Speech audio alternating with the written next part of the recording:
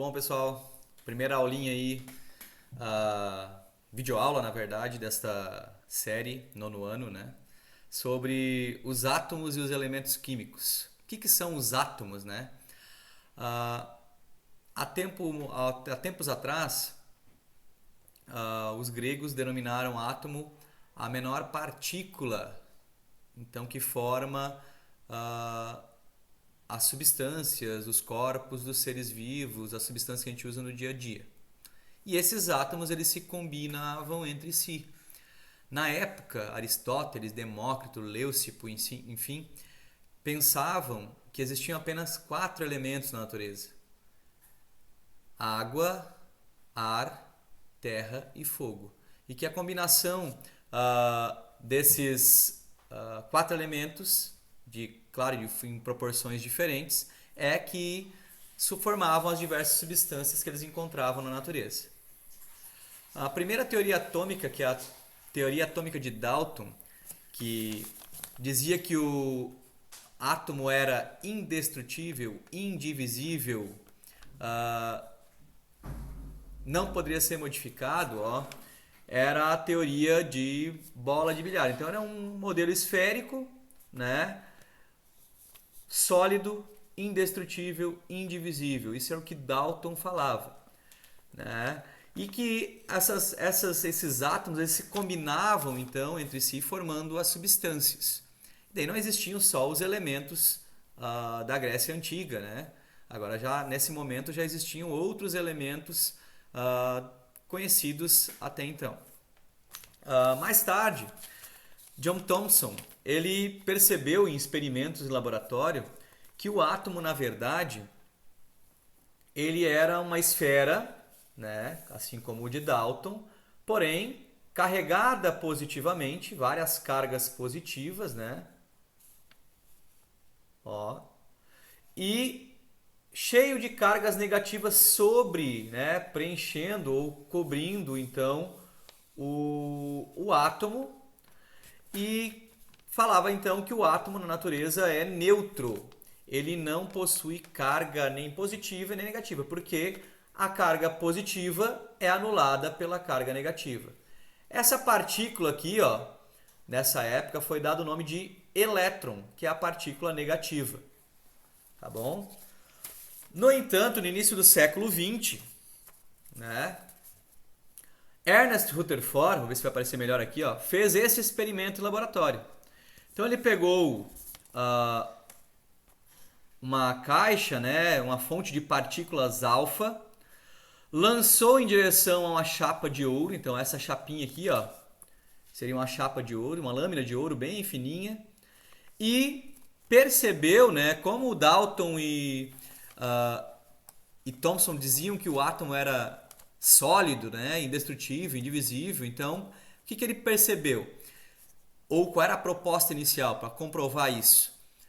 Que quando ele jogasse a partícula naquela lâmina de ouro ali, né, nessa laminazinha de ouro aqui, deixa eu ver se como é que para eu aparecer um pouquinho, aí,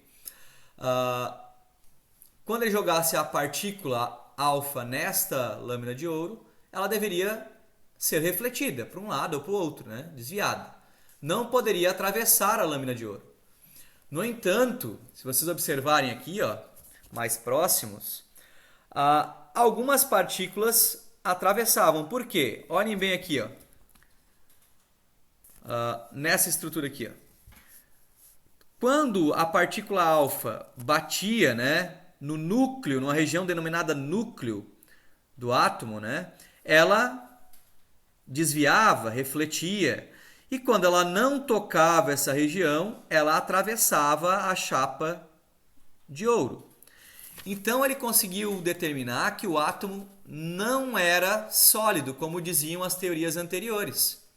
E sim, havia uma região central, que foi denominada núcleo, em que haviam as partículas positivas. Por que ele soube que era partícula positiva? Porque a partícula alfa, né, ela é uma partícula positiva. Quando lançada em direção a uma outra partícula positiva que está presente no núcleo aqui, essas partículas elas se repelem. É igual à situação do ímã. Se eu boto o ímã com os polos iguais, eles se afastam, né? Então, quando jogava essa partícula alfa, algumas atravessavam a lâmina de ouro, outras eram desviadas, mas atravessavam, outras eram repelidas. Então, quando tocava diretamente no núcleo, eram repelidas estas partículas. Quando elas tocavam de raspão, digamos assim, né, poderia atravessar a chapa e eram desviadas. Então, ele percebeu que havia uma região centralizada, né, vamos supor, que ele denominou então de núcleo. E lá haviam partículas positivas, a qual ele chamou próton. No entorno então desse núcleo negativo, né, haviam partículas positivas que eram os partículas negativas que eram os elétrons, que ficavam girando em formas, né, em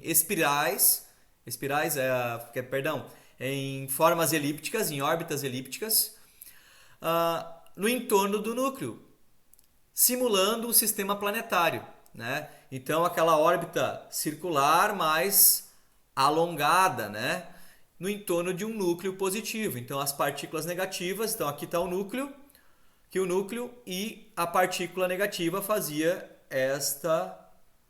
este giro mais alongado, tá? No entorno. Então, e também determinou que a quantidade de prótons e elétrons era a mesma. Porém, os prótons têm carga positiva e os elétrons têm carga negativa. Um tempo depois, né, então o modelinho do Rutherford seria esse aqui, ó. Um tempo depois, um físico, né, chamado James Chadwick, ele descobriu uma outra partícula aqui no núcleo atômico, ó, que era o nêutron. O nêutron, ele tem a mesma massa de um próton, porém a carga dele é zero, ou seja, neutra. Para constar da massa do átomo, soma-se os prótons e os nêutrons. Daí vocês vão perguntar, e o elétron, professor? Por que não está aí somado? O elétron é quase 2.000 vezes menor do que o próton e do que o nêutron. Então, para somar a carga do átomo, ele é quase insignificante. Então, teria que ter, por exemplo, 2.000 elétrons para dar uma massa atômica, de massa atômica. Tá? Então, essa massa do elétron ela é desconsiderada no cálculo de massa atômica. Então, olha as órbitas elípticas aqui, ó.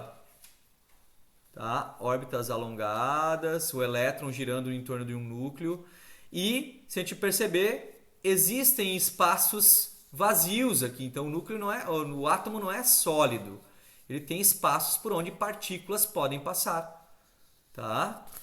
Agora, mais tarde, não contente com isso, Niels Bohr, né, por volta de 1960, não lembro exatamente a data, na década de 60, aproximadamente, ele fez novos testes e percebeu que, na verdade, essas órbitas dos elétrons, elas não eram elípticas, como dizia Rutherford.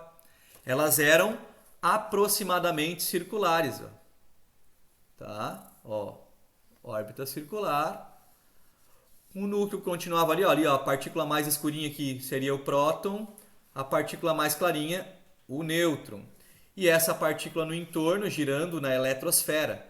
E que existiam, né, nessas camadas eletrônicas, eram 7 camadas. Hoje já são, alguns átomos têm até 8 camadas, né, que são os átomos mais atuais, foram descobertos por último, né, dentro da natureza ou até produzidos em laboratório.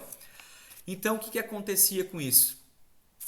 Percebeu-se então que o modelo atômico tinha mudado, mas esse modelo atômico ficou conhecido como modelo atômico de Rutherford-Bohr, porque usou os princípios de Rutherford, né, o átomo com um núcleo central. Só que os elétrons estavam nessas camadas da eletrosfera, mas agora de forma circular.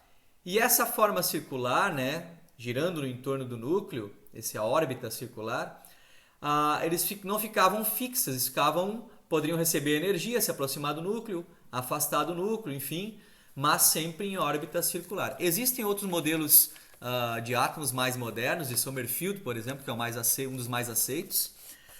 Porém, este é só para quem vai estudar química depois, né? Depois do ensino médio, ou final do ensino médio lá, né? Para vocês estudarem uma faculdade de química, por exemplo, posteriormente ao ensino médio. Então, Sommerfeld é para depois. Mas os modelos mais básicos são esses.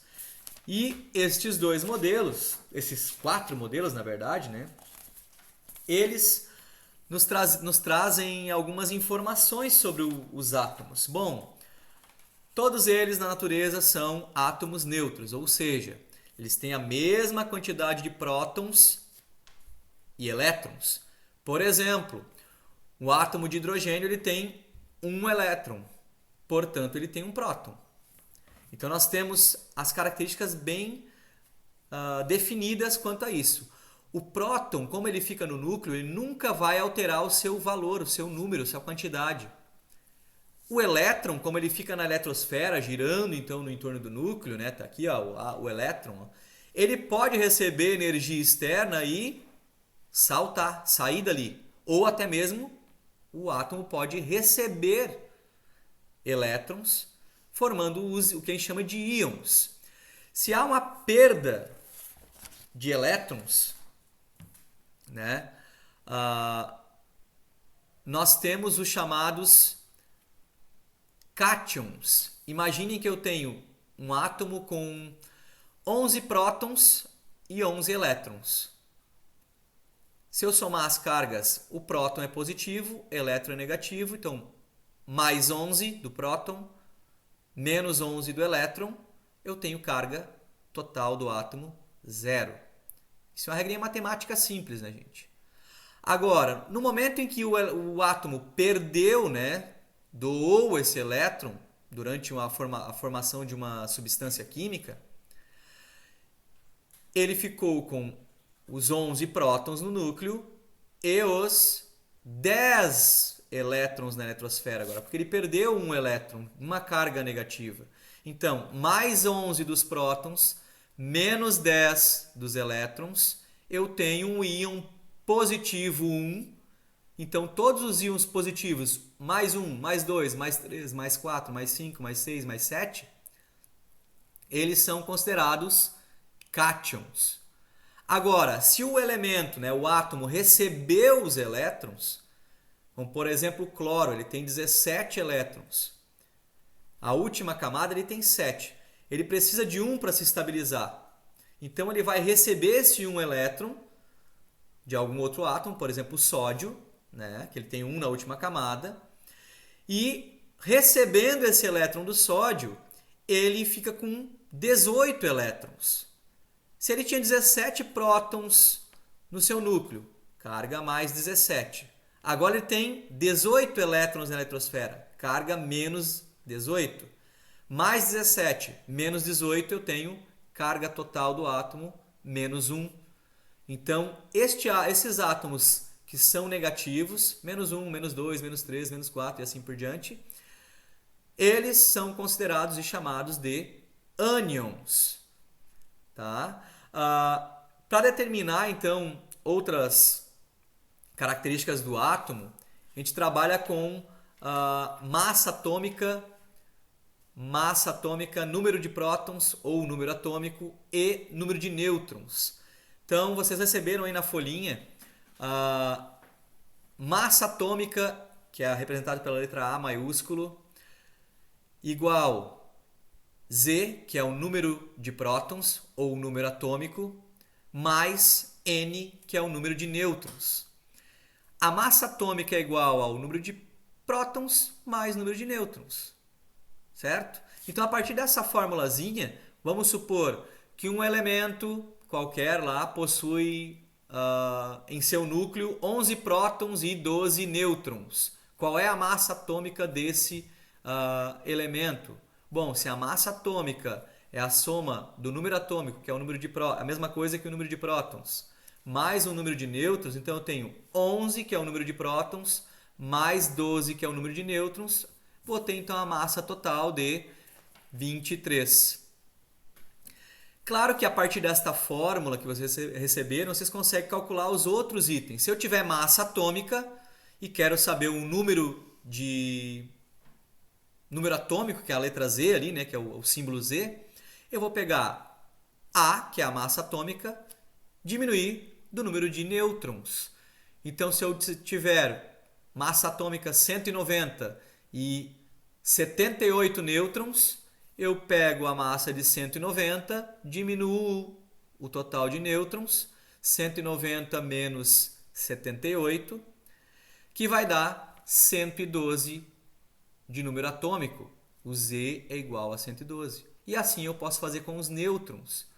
Se eu quero saber o número de nêutrons e eu tenho o número de massa e o número atômico ou o número de prótons, eu posso pegar a massa menos o número atômico ou o número de prótons e vou ter o total de número de nêutrons.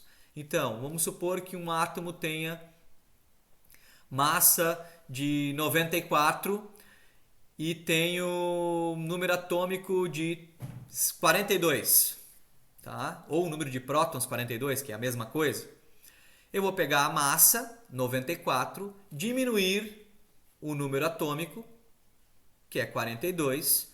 94 menos 42 é 52. Então, o número de nêutrons é igual a 52. Não é muito difícil, né? Dentre os elementos da natureza, a gente tem os átomos isótopos. Esses átomos isótopos são aqueles em que são átomos de um mesmo elemento, só que eles possuem massas atômicas diferentes, ou seja, o número de nêutrons que eles têm no núcleo é diferente de um para o outro, apesar de serem do mesmo elemento. Vou dar um exemplo do hidrogênio. O hidrogênio ele tem o prótio, o deutério e o trítio. Ou seja, o prótio ele vai ter apenas um próton no seu núcleo, que é o que define ele como átomo de hidrogênio, o número de prótons. Um próton no núcleo. E um elétron na eletrosfera. Óbvio, átomo é neutro na natureza. O deutério ele vai ter um próton em seu núcleo e um nêutron no seu núcleo. Consequentemente, a massa próton mais nêutron é 2. Então, o prótio ele tem massa 1, porque ele só tem um próton. O deutério ele tem massa 2, porque ele tem um próton e um elétron e um nêutron no núcleo. Já o trítio, que é o hidrogênio também, ele vai ter um próton e 2 elétrons, 2 nêutrons no seu núcleo. Então, o próton mais os 2 nêutrons, eu tenho massa 3. Então, eu tenho o prótio com massa 1, porque só tem um próton no núcleo. O deutério com massa 2, porque eu tenho um próton e um nêutron no núcleo. E o trítio, que eu tenho massa 3. Tenho um próton e 2 nêutrons no núcleo. Somando eles, massa 3. Tá? Então, os isótopos são átomos de um mesmo elemento e que têm massas diferentes. O que vai diferenciar um isótopo do outro? É a quantidade de nêutrons. Tá bom? Quanto às camadas eletrônicas, o total de camadas, a gente trabalha com 7 camadas eletrônicas, ou níveis de energia.